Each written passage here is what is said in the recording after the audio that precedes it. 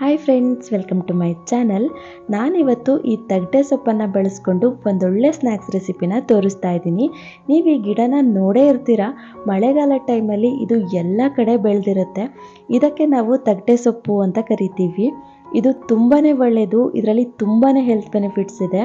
ಇದರಲ್ಲಿ ನಾವು ಪಲ್ಯ, ವಡೆ, ಪತ್ರೊಡೆ, ತಂಬುಳಿ, ಚಟ್ನಿ ಹೀಗೆ ಸುಮಾರು ರೆಸಿಪಿಗಳನ್ನ ಮಾಡ್ಬೋದು. ನಾನಿವತ್ತು ಇದರಲ್ಲಿ ಚಟ್ಟಂಬಡೆನ ಮಾಡ್ತಾ ಇದ್ದೀನಿ. ಇದಕ್ಕೆ ನಾವು ಆದಷ್ಟು ಎಳೆ ಎಲೆಗಳನ್ನೇ ಕಿತ್ಕೋಬೇಕು. ಬೆಳೆದಿರೋದಾದರೆ ಸ್ವಲ್ಪ ಕಹಿ ಬರುತ್ತೆ, ಹಾಗೆಯೇ ಬಾಯಿಗೆ ಸಿಗುತ್ತೆ, ಅಷ್ಟು ಚೆನ್ನಾಗಾಗಲ್ಲ. ಅದಕ್ಕೋಸ್ಕರ ನಾವು ಈ ಥರ ಎಳೆ ಎಲೆಗಳನ್ನೇ ಕಿತ್ಕೋಬೇಕು. ಹಾಗೆಯೇ ಇದನ್ನು ಒಳ್ಳೆ ಜಾಗದಲ್ಲಿ ಬೆಳೆದಿರೋ ಗಿಡದಲ್ಲೇ ಕಿತ್ಕೋಬೇಕು. ಬನ್ನಿ ಇದರಲ್ಲಿ ಚಟ್ಟಂಬಡೆ ಹೇಗೆ ಮಾಡೋದು ಅಂತ ನೋಡ್ಕೊಂಡು ಬರೋಣ. ಮೊದಲಿಗೆ ಇದಕ್ಕೆ ನಾನು 2 ಹಸಿಮೆಣಸು, 2 ಇಂಚು ಶುಂಠಿ, 2 ಈರುಳ್ಳಿ, ಹಾಗೆಯೇ ಸ್ವಲ್ಪ ಕೊತ್ತಂಬರಿ ಸೊಪ್ಪನ್ನು ಕಟ್ ಮಾಡ್ಕೊಂಡಿದ್ದೀನಿ. ಹಾಗೆಯೇ ಎಳೆ ತಗಟೆ ಸೊಪ್ಪಿತ್ತಲ್ಲ, ಇದನ್ನು ಕೂಡ ತೊಳೆದು ಕಟ್ ಮಾಡ್ಕೊಳ್ತೀನಿ. ಅದಕ್ಕಿಂತ ಮುಂಚೆ ಇದಕ್ಕೆ ಈ ಥರ ಕಡ್ಡಿ ಇರುತ್ತಲ್ವ, ಇದೇನಾದರೂ ಬೆಳೆದಿತ್ತು ಅಂದರೆ ಇದನ್ನು ಬಿಡಿಸಿ ಎಲೆ ಮಾತ್ರ ಹಾಕೋಬೇಕು. ಎಳೆತಿತ್ತು ಅಂದರೆ ಪರವಾಗಿಲ್ಲ, ಹಾಗೆಯೇ ಹಾಕೋಬೋದು. ನಾನಿಲ್ಲಿ ಹಾಗೆಯೇ ಹಾಕ್ಕೊಂಡಿದ್ದೀನಿ. ಅಂದರೆ ಇದನ್ನು ಕೈನಲ್ಲಿ ಕಟ್ ಮಾಡಿ ನೋಡಿದ್ರೆ ಗೊತ್ತಾಗುತ್ತೆ. ಆರಾಮಾಗಿ ಕಟ್ ಆಗ್ತಿದೆ ಅಂದರೆ ಹಾಗೆಯೇ ಹಾಕೋಬೋದು. ಬೆಳೆದಿತ್ತು ಅಂದರೆ ಈ ಥರ ಬಿಡಿಸಿ ಹಾಕೊಳ್ಳಿ ಅಷ್ಟೇ. ನಂತರ ನಾನು ಇದನ್ನು ಒಂದು ಕೈಯಲ್ಲಿ ಫುಲ್ ಆಗೋಷ್ಟು ಸೊಪ್ಪನ್ನು ಕಟ್ ಮಾಡ್ಕೊಂಡಿದ್ದೀನಿ. ನಂತರ ಇದಕ್ಕೆ ನಾನು ಕಡಲೆಬೇಳೆ, ತೊಗರಿಬೇಳೆ, ಹೆಸರುಬೇಳೆ ಹಾಗೆಯೇ ಉದ್ದಿನಬೇಳೆನ 3ರಿಂದ 4 ಅವರ್ ಚೆನ್ನಾಗಿ ನೆನೆಸ್ಬಿಟ್ಟು ತೊಗೊಂಡಿದ್ದೀನಿ. ಹಾಗೆಯೇ ನಾನು ಇದನ್ನೆಲ್ಲ ಈ ಕಪ್ಪಲ್ಲಿ ಮೆಜರ್ ಮಾಡಿರೋದು. ಕಡಲೆಬೇಳೆ ಮಾತ್ರ ನಾನು ಇದರಲ್ಲಿ 1 ಕಪ್ ಆಗೋಷ್ಟು ತೊಗೊಂಡಿದ್ದೀನಿ. ಮಿಕ್ಕಿದ್ದೆಲ್ಲ ಅರ್ಧ ಕಪ್ ತೊಗೊಂಡು ನೆನೆಸ್ಕೊಂಡಿದ್ದೀನಿ. ಇವಾಗ ಇದನ್ನೆಲ್ಲ ನೀರು ಹಾಕ್ದೇ ತರಿಯಾಗಿ ರುಬ್ಕೊಂಡಿದ್ದೀನಿ.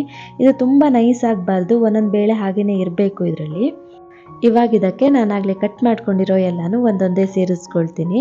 ಕಟ್ ಮಾಡ್ಕೊಂಡಿರೋ ಶುಂಠಿ, ಹಸಿಮೆಣಸು, ಹಾಗೆಯೇ ಕೊತ್ತಂಬರಿ ಸೊಪ್ಪು ಮತ್ತು ಈರುಳ್ಳಿ, ಹಾಗೆಯೇ ಎಳೆ ತಗಟೆ ಸೊಪ್ಪನ್ನು ಸೇರಿಸ್ಕೊಳ್ತಾ ಇದ್ದೀನಿ. ಇವಾಗ ಇದಕ್ಕೆ 2ರಿಂದ 3 ಟೇಬಲ್ ಸ್ಪೂನ್ ಆಗೋಷ್ಟು ಅಕ್ಕಿ ಹಿಟ್ಟು ಸೇರಿಸ್ಕೊಳ್ತೀನಿ. ಅಕ್ಕಿ ಹಿಟ್ಟು ಹಾಕೋದ್ರಿಂದ ವಡೆ ಚೆನ್ನಾಗಿ ಗರಿಗರಿಯಾಗಿ ಬರುತ್ತೆ. ನಂತರ ಇದಕ್ಕೆ ರುಚಿಗೆ ತಕ್ಕಷ್ಟು ಉಪ್ಪು ಹಾಕ್ಕೊಂಡು ಚೆನ್ನಾಗಿ ಮಿಕ್ಸ್ ಮಾಡ್ಕೊಳ್ತೀನಿ. ಹಾಗೆಯೇ ನೀವೇನಾದರೂ ನನ್ನ ಚಾನಲ್ನ ಫಸ್ಟ್ ಟೈಮ್ ವಿಸಿಟ್ ಮಾಡಿದರೆ ಇಲ್ಲ ಸಬ್ಸ್ಕ್ರೈಬ್ ಮಾಡದೆ ನೋಡ್ತಾ ಇದ್ದರೆ ಪ್ಲೀಸ್ ಸಬ್ಸ್ಕ್ರೈಬ್ ಮಾಡ್ಕೊಳ್ಳಿ. ಹಾಗೆಯೇ ಪಕ್ಕದಲ್ಲಿ ಕಾಣೋ ಬೆಲ್ ಐಕಾನ್ ಕೂಡ ಕ್ಲಿಕ್ ಮಾಡ್ಕೊಳ್ಳಿ. ಇದನ್ನು ಒಂದ್ಸರಿ ಚೆನ್ನಾಗಿ ಮಿಕ್ಸ್ ಮಾಡ್ಕೊಂಡಿದ್ದಾದಮೇಲೆ ಇದನ್ನು ಈ ಥರ ಉಂಡೆಗಳನ್ನ ಮಾಡಿ ಇಟ್ಕೊಳ್ತೀನಿ. ಈ ಥರ ಮಾಡಿ ಇಟ್ಕೊಂಡ್ರೆ ಎಣ್ಣೆಗೆ ಹಾಕುವಾಗ ಈಸಿ ಆಗುತ್ತೆ, ಬೇಗನೆ ಎಣ್ಣೆಗೆ ಬಿಟ್ಕೋಬೋದು. ಅದಕ್ಕೋಸ್ಕರ ನಾನಿಲ್ಲಿ ಎಲ್ಲನೂ ಇದೇ ಥರ ಉಂಡೆ ಮಾಡಿ ಇಟ್ಕೊಳ್ತಾ ಇದ್ದೀನಿ. ಇನ್ನೊಂದು ಕಡೆ ಎಣ್ಣೆ ಕೂಡ ಕಾಯಕ್ಕೆ ಇಟ್ಟಿದ್ದೀನಿ. ಅದು ಕೂಡ ಚೆನ್ನಾಗಿ ಕಾದಿದೆ. ಇವಾಗ ಈ ಉಂಡೆಗಳನ್ನ ಒಂದೊಂದೇ ಈ ಥರ ತೊಗೊಂಡು ಕೈನಲ್ಲೇನೆ ಈ ಥರ ರೌಂಡ್ ಶೇಪ್ ಮಾಡಿಕೊಂಡು ಎಣ್ಣೆಗೆ ಹಾಕ್ಕೊಂಡ್ರೆ ಆಯಿತು. ಇದನ್ನು ನಿಮಗೆ ಎಷ್ಟು ತೆಳು ಬೇಕೋ ಅಷ್ಟು ತೆಳು ಮಾಡ್ಕೋಬೋದು. ನಾನಿಲ್ಲಿ ಮೀಡಿಯಮ್ ಸೈಜಲ್ಲೇ ಮಾಡ್ಕೊಂಡಿದ್ದೀನಿ. ತುಂಬ ದಪ್ಪ ಕೂಡ ಮಾಡಿಲ್ಲ, ತುಂಬ ತೆಳು ಕೂಡ ಮಾಡ್ಕೊಂಡಿಲ್ಲ. ಇದನ್ನು ಇವಾಗ ನಾವು ಕೈನಲ್ಲೇನೆ ಆರಾಮಾಗಿ ಮಾಡ್ಕೊಂಡು ಬಿಡ್ಬೋದು. ಕೈಗೆ ಎಣ್ಣೆ ನೀರು ಏನೂ ಹಚ್ಕೋಬೇಕಂತಿಲ್ಲ. ಕೈಗೆಲ್ಲ ಜಾಸ್ತಿ ಏನೂ ಅಂಟಲ್ಲ ಇದು. ಇದನ್ನೆಲ್ಲ ಈ ಥರ ಎಣ್ಣೆಗೆ ಹಾಕ್ಕೊಂಡು ಇದನ್ನು ಒಂದು 10 ನಿಮಿಷ ನಾವು ಮೀಡಿಯಮ್ ಫ್ಲೇಮಲ್ಲೇ ಫ್ರೈ ಮಾಡ್ಕೋಬೇಕು. ತುಂಬ ಹೈ ಫ್ಲೇಮಲ್ಲೆಲ್ಲ ಇಟ್ಕೊಂಡು ಮಾಡ್ಕೊಂಡ್ಬಿಟ್ರೆ ಹೊರಗಡೆಯಿಂದ ಬೇಗನೆ ಕೆಂಪಾಗಿಬಿಡುತ್ತೆ, ಹಾಗೆಯೇ ಒಳಗಡೆಯಿಂದ ಬೆಂದಿರೋದೇ ಇಲ್ಲ.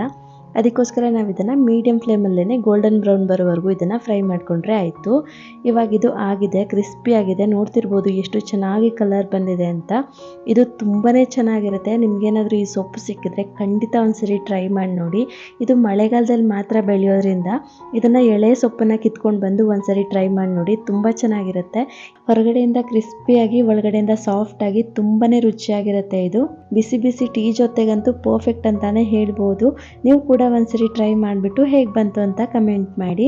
ಹಾಗೆಯೇ ನಿಮಗೇನಾದರೂ ಈ ವಿಡಿಯೋ ಇಷ್ಟ ಆಗಿದ್ರೆ ಪ್ಲೀಸ್ ಒಂದು ಲೈಕ್ ಮಾಡಿ, ಫ್ರೆಂಡ್ಸ್ ಆ್ಯಂಡ್ ಫ್ಯಾಮಿಲಿ ಜೊತೆ ಹೆಚ್ಚು ಶೇರ್ ಮಾಡಿ. Thanks for watching.